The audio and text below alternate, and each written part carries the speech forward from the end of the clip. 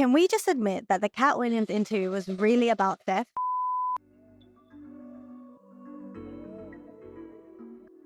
Welcome back to Top Takes by Enjoy the Collective, the segment where we break down hot topics within the independent creative community.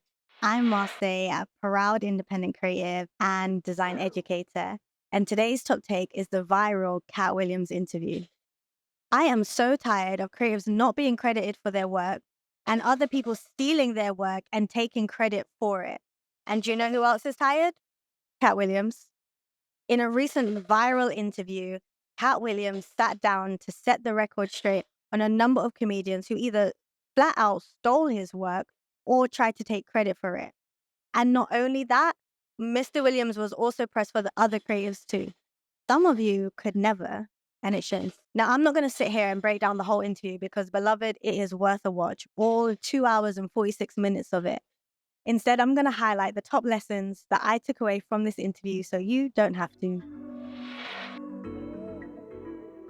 As an independent creative, one of the things I want to call us to is integrity. Let integrity be your friend. Let us be people who uphold our values, both professionally and personally.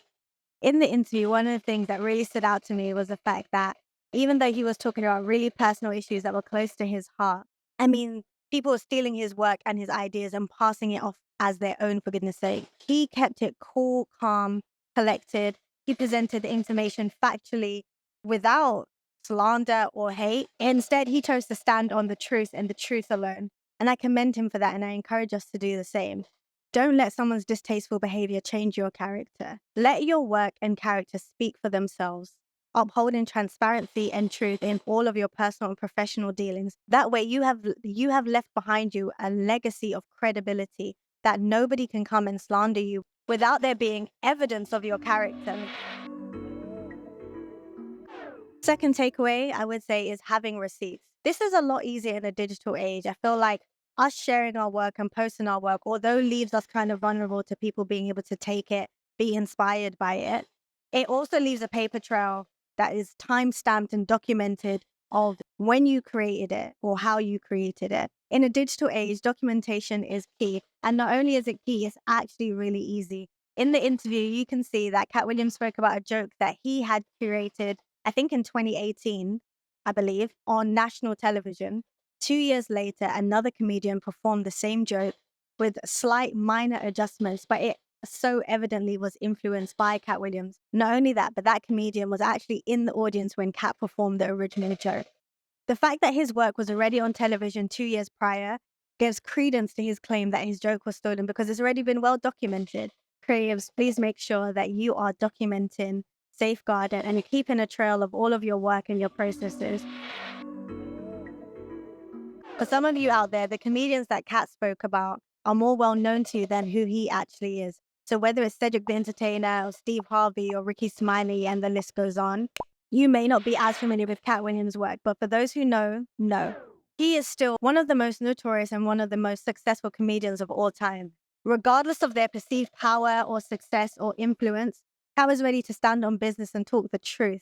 And I love that. I think it's a helpful reminder that regardless of someone's perceived power or influence or success, we can all be held to account. I don't want any of us to be afraid to speak up against that which is wrong. I've seen a number of creatives who are out there on social media talking about how bigger brands have stolen their work. And what I love the most is they have not been afraid to speak out. And I've seen the creative community rally around them, reposting, resharing, and also calling out these bigger brands.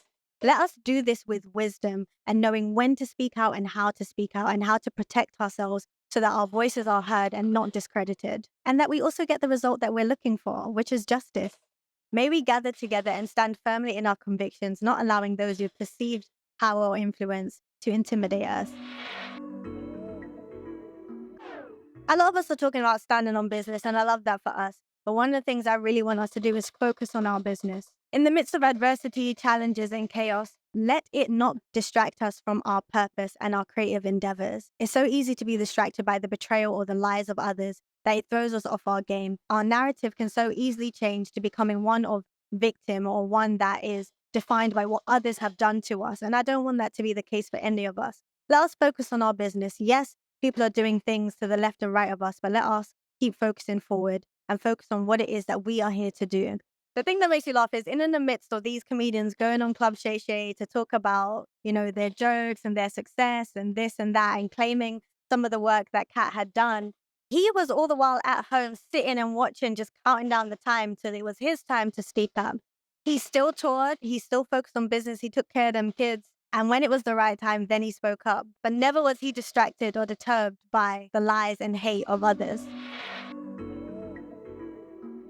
Something that Katt did and that was repeated throughout and was also verified by others was that he looked out for other people and he helped and supported them. He gave the late, great Bernie Mac his flowers in the interview.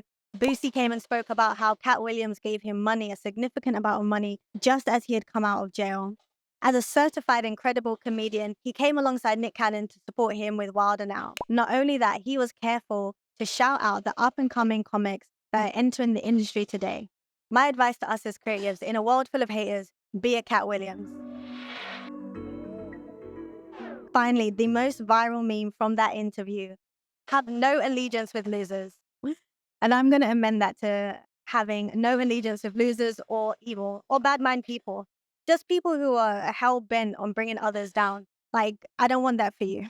I don't even think it's harsh. I think we can all, both professionally and personally, have a standard of maintaining a discerning eye when it comes to who we want to align ourselves with and collaborate with. It should be people whose values align with our own. And that is evidenced through their character and their actions. For some people, it's success by any means necessary. And I just think that's a disgusting way to work, in all honesty. Let us be discerning enough to recognize when a partnership is no longer for us, when our allegiance to whether it's friends, family, loved ones, or colleagues is starting to compromise our principles. May we be willing to step away no matter how good the deal looks, no matter how close the relationship is. Sometimes we outgrow people and places, and that's perfectly fine. It is far better to honor yourself and be a person of integrity and lose out on a deal than compromising who you are and the things that you believe in. So there you have it, my 6 lessons and takeaways from the Katt Williams interview. If you haven't already, please, I urge you to go and watch it. I know it's long, but there are so many gems in there, so many that I couldn't even cover in this episode. So please go check it out. I may link it below. And for those of you who have watched it, I want to know what your favorite part was and what is the biggest lesson and takeaway that you are taking from that interview. As always, guys, I hope you enjoyed. Please do share and like with those who could benefit. Subscribe to the channel if you haven't already, and I will see you in the next one.